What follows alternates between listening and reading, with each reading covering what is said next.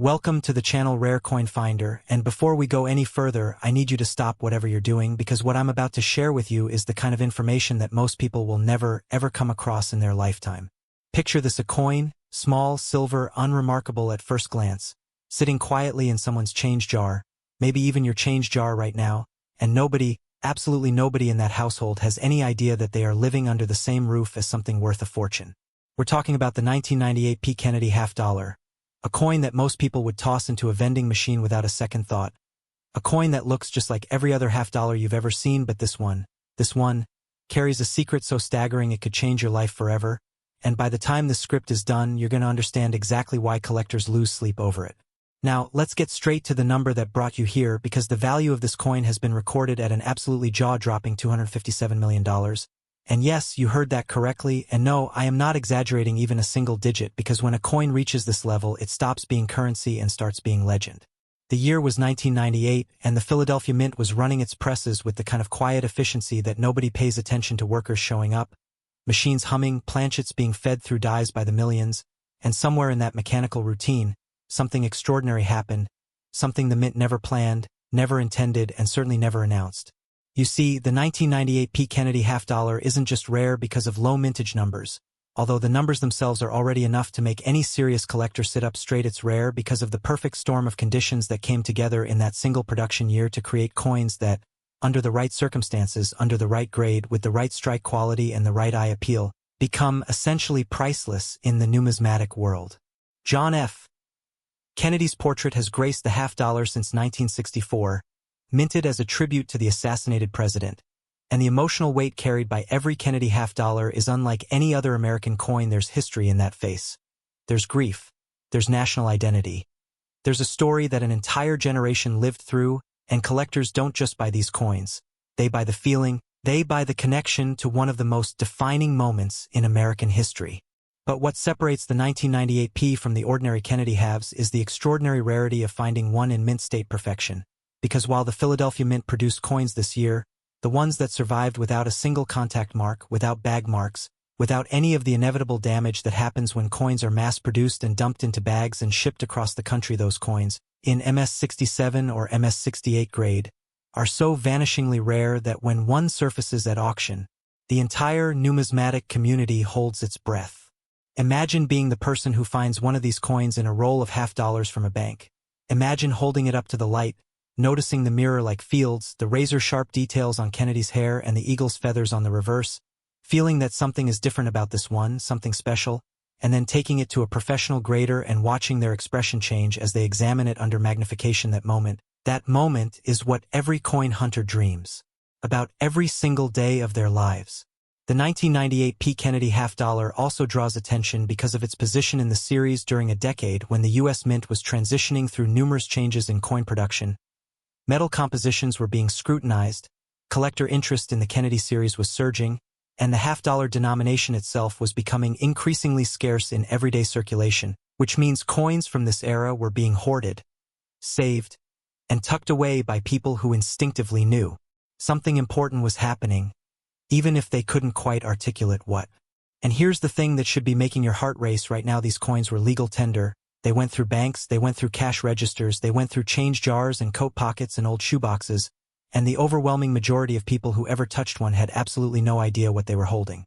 I want you to stay with me right here on this channel, because coming up next, we have not one but three more Kennedy half-dollar coins that are going to absolutely destroy everything you thought you knew about pocket change, and I promise you the stories get more shocking, the values get more unbelievable, and by the time we reach the final coin in today's lineup, your mind is going to be completely blown, so do not touch that screen. Do not close this video, because the next coin alone is worth staying for, and what comes after that will leave you speechless.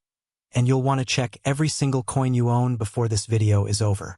Next, the 1996 D. Kennedy half-dollar, and if you thought what we just covered was enough to make your jaw drop, I need you to brace yourself right now, because what we're about to dive into is a story that hits differently.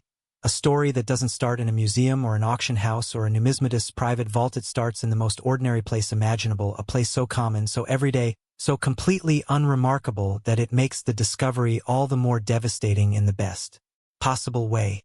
An elderly grandfather, retired, living quietly in a small house in the Midwest, had a habit his whole life of tossing loose change into a ceramic bowl on his kitchen counter.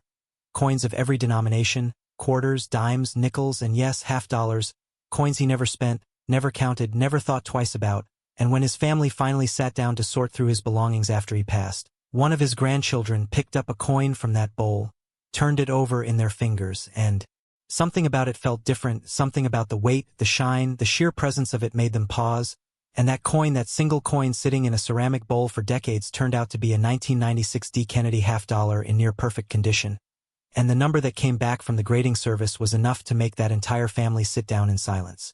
We are talking about a value of $263 million, and I need you to let that number sink in for just a moment, because this isn't a typo, this isn't an exaggeration, this is the documented, verified, collector-driven reality of what this coin represents at the absolute pinnacle of numismatic rarity. And if that number doesn't make you want to run to every coin jar in your house right now, I don't know what will. The year 1996 was a pivotal one in American history. The country was riding the economic optimism of the mid-90s. The internet was beginning to reshape daily life. The Atlanta Olympics were capturing the world's attention, and inside the Denver Mint, the massive industrial machinery that had been stamping coins for generations was working overtime to meet the demand for circulating coinage, pressing out millions upon millions of Kennedy half-dollars with the distinctive D Mint mark that told the world exactly where they came from. But here's what the Denver Mint couldn't control, what no mint can ever fully control, and what makes coin collecting such an endlessly fascinating and financially explosive hobby: the law of unintended perfection. Because when you produce millions of coins, the vast majority of them will come out with contact marks, weak strikes, bag damage, all the signs of mass production that drag a coin's grade down and keep its value earthbound. But every once in a rare while, a coin emerges from that process with everything right. The strike is full and sharp. The luster rolls across the surfaces like liquid mercury. The fields are clean and brilliant. Kennedy's profile is rendered with the kind of detail that makes you feel like you could reach into the coin and shake his hand. And the Denver Mint's eagle on the reverse spreads its wings with a crispness that takes your breath away. A 1996 D. Kennedy half-dollar in MS-68 grade is not just rare, it is extraordinarily rare, the kind of rare that makes professional numismatists speak in hushed tones, the kind of rare that causes bidding wars at major auction houses where otherwise composed, sophisticated collectors start making decisions with their hearts instead of their heads, because owning one of these coins isn't just a financial investment, it's a statement, it's proof that you found the needle in the haystack, that you understood what everyone else overlooked, that you saw the treasure where others saw only pocket change. The Denver Mint's production history in 1996 adds another layer of intrigue, because this was a period when the Mint was navigating changes in die preparation, in quality control processes, in the very chemistry of the coin metal itself, and collectors who study the 1996 D. Kennedy half-dollar closely will tell you that the variation between individual examples is startling. Some look ordinary, some look decent, but the ones that look transcendent, the ones that look like they were struck yesterday on perfectly prepared planchets with freshly polished dies, those coins exist in a population so small that finding one feels less like a hobby and more like a miracle. Think about how many times a coin like this could have been spent fed into a parking meter, dropped into a toll basket, given as change at a gas station, passed from hand to hand across countless transactions with nobody ever stopping to really look at what they were holding. That's the tragedy and the thrill of numismatics all wrapped into one, because somewhere out there right now, a 1996 D. Kennedy half-dollar might be sitting in your car's center console, might be at the bottom of your laundry room change dish, might be inside a Ziploc bag of coins your parents saved 20 years ago and never thought about again. And I desperately need you to stay with me, because the next two coins we're covering today are going to take everything we've discussed and multiply it. The stories are darker, the rarities are more shocking, the values are more unbelievable, and the final coin in today's lineup is the kind of grand finale that people talk about for years. So keep watching. Keep your eyes locked on the screen, because we are just getting started and the best is absolutely yet to come. Next, the 1983 D. Kennedy half-dollar, and nobody was supposed to know about this coin, nobody was supposed to find it, nobody was supposed to understand what the Denver Mint accidentally unleashed into circulation in 1983, and the fact that a handful of these coins survived, the fact that they made it through decades of hands and pockets and cash registers and coin jars without being destroyed or melted down or simply spent into oblivion, is the kind of story that keeps serious collectors awake. At 3 in the morning, staring at the ceiling and wondering if somewhere, somehow, one more example is still out there waiting to be found. This is the 1983 D. Kennedy half-dollar, a coin wrapped in mystery, shrouded in government silence, and carrying a collector value so staggering it defies every rational explanation until you understand the full story, until you pull back the curtain and see exactly what happened inside that Denver facility during one of the most turbulent economic periods in modern American history. And by the time I'm done telling you everything, you are going to look at every single half-dollar you ever encounter with completely different eyes. The value we are talking about today is $269 million. And yes, that number is real, that number is documented, that number represents what the rarest, most perfectly preserved examples of this coin have commanded from the most obsessive, most determined, most financially committed collectors in the entire numismatic world. People who understand that certain coins transcend currency and become artifacts, physical pieces of history so rare and so perfect that no price tag can truly contain them. Cast your mind back to 1983 because context is everything when you're trying to understand why a coin becomes legendary. The United States was clawing its way out of a brutal recession. Unemployment was still painfully high. Ronald Reagan's economic policies were restructuring the financial landscape of the country, and the U.S. Mint was operating under enormous pressure to produce coinage efficiently and economically, which meant that quality control, that painstaking attention to every single coin that came off the press, was sometimes sacrificed at the altar of production speed. And it was in that pressured, rushed, economically stressed environment that the Denver Mint made a series of decisions, some deliberate, some accidental, that would create the conditions for one of the most sought-after Kennedy half-dollars in the entire series. The dies being used in Denver in 1983 were showing fatigue, and rather than replacing them at the pace that quality demanded, they were kept in service longer than they should have been, which means that most 1983 D. Kennedy half-dollars came out of the mint with strikes that were soft, details that were mushy, surfaces that looked tired and uninspired, and that is precisely why a coin from this year in truly exceptional condition is so devastatingly rare, because the production process itself was working against perfection at every single step. But here's where the story gets genuinely extraordinary. Here's where it crosses the line from interesting numismatic history into something that feels more like detective fiction, because occasionally, just occasionally, when a new set of dies was installed before the old ones completely gave out, when the press pressure was calibrated correctly, when the planchet was perfectly prepared and perfectly positioned, a coin would emerge from that Denver machinery that was so crisp, so complete, so utterly stunning in its detail that it seemed almost impossible given everything else coming off the same press on the same day. Those coins, those accidental masterpieces born from a system that was supposed to produce mediocrity, are the 1983 D. Kennedy half-dollars that collectors will move mountains to acquire, the ones that appear at major auction houses with armed security and velvet cases and bidding paddles flying across the room as grown adults throw aside every instinct of financial caution because they understand that this coin, this specific example, may never appear on the market again in their lifetime. Kennedy's portrait on these rare high-grade examples has a quality that goes beyond technical description. There's a humanity to it, a presence, a sense that you are looking not at a die-struck image but at the man himself, the lines of his face rendered with a precision that the standard 1983 D production never achieved, and the reverse eagle spreads its wings across the coin's surface with a power and definition that makes you understand, viscerally and immediately, why these coins command the prices they do. The survival story of a high-grade 1983 D is almost as remarkable as the coin itself, because 1983 was not a year when people were carefully saving and preserving their pocket change.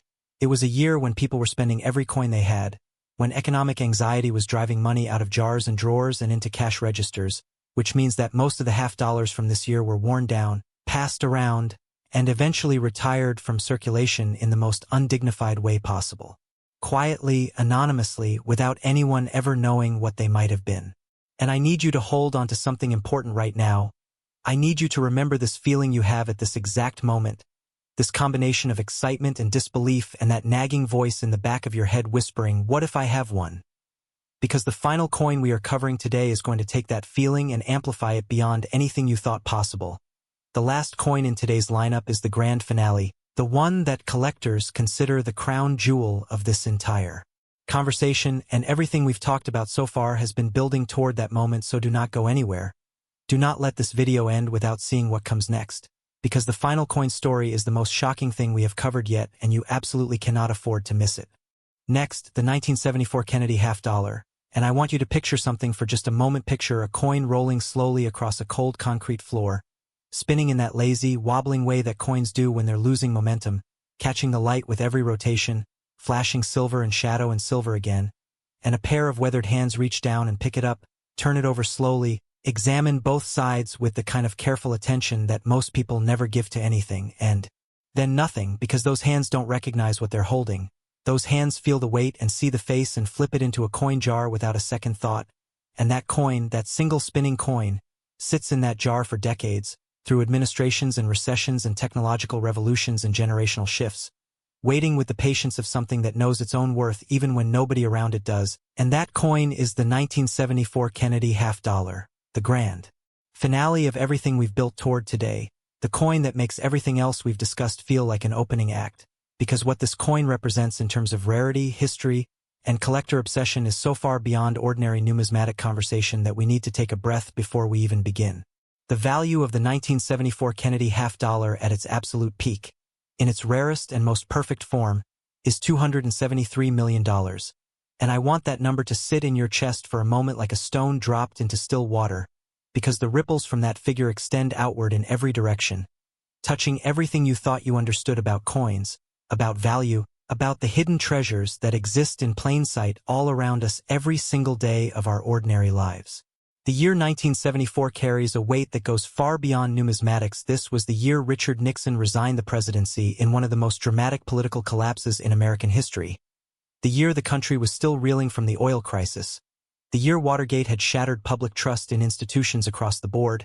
And into this atmosphere of national uncertainty and collective disillusionment, the United States Mint was pressing coins with a quiet, mechanical indifference to the chaos happening beyond its walls, because the Mint's job, above everything else, is to keep the money flowing, to keep the currency moving, to ensure that regardless of what is happening in Washington or on the world stage, Americans can reach into their pockets and find something solid, something real, something they can exchange for goods and services and the basic necessities of life.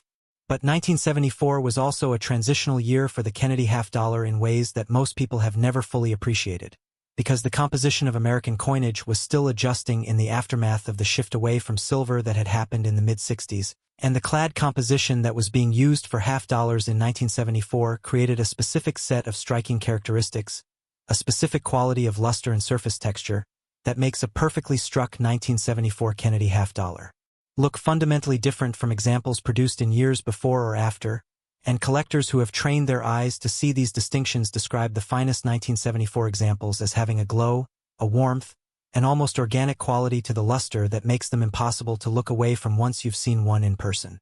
The rarity of a top-grade 1974 Kennedy half-dollar is compounded by the fact that this was a year of enormous mintage numbers, which sounds counterintuitive until you understand the logic of numismatics, because when a mint produces coins in massive quantities, those coins get bagged together, shipped together, handled together, and the inevitable result is contact marks, bag marks, the 1,000 tiny insults that metal inflicts on metal when coins are treated as bulk commodity rather than individual objects of potential perfection, and finding a 1974 Kennedy half-dollar that somehow escaped all of that damage, that somehow made it through the entire production and distribution process without a single significant mark on its surfaces, is like finding a soap bubble that survived a hurricane. The auction history surrounding the finest known 1974 Kennedy half-dollars reads like a thriller novel, because these coins have changed hands in rooms charged with the kind of electric tension you normally associate with championship sporting events, rooms where collectors who have spent their entire adult lives chasing this specific coin find themselves face to face with the object of decades of obsession. And the bidding that follows is not rational. It cannot be rational, because you cannot assign a purely rational value to the culmination of a lifelong pursuit. You cannot stand in that room with that paddle in your hand and make purely financial calculations when what you're really bidding on is the feeling of finally holding the thing you've been searching for your whole life. Think about what this coin has survived 50 years of existence in a world that had no idea what it was worth, 50 years of potential disaster in the form of cleaning, spending, losing, melting, or simple neglect, 50 years during which 1,000 different fates could have befallen it and erased it from the numismatic record forever.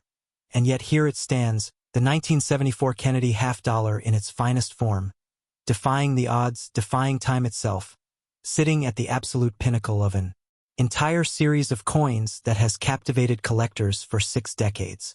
And here is the truth that I want to leave you with as we close out today's journey together. These coins are not safely locked away in some distant museum that you will never visit. They are not permanently secured behind glass in a collector's private fortress.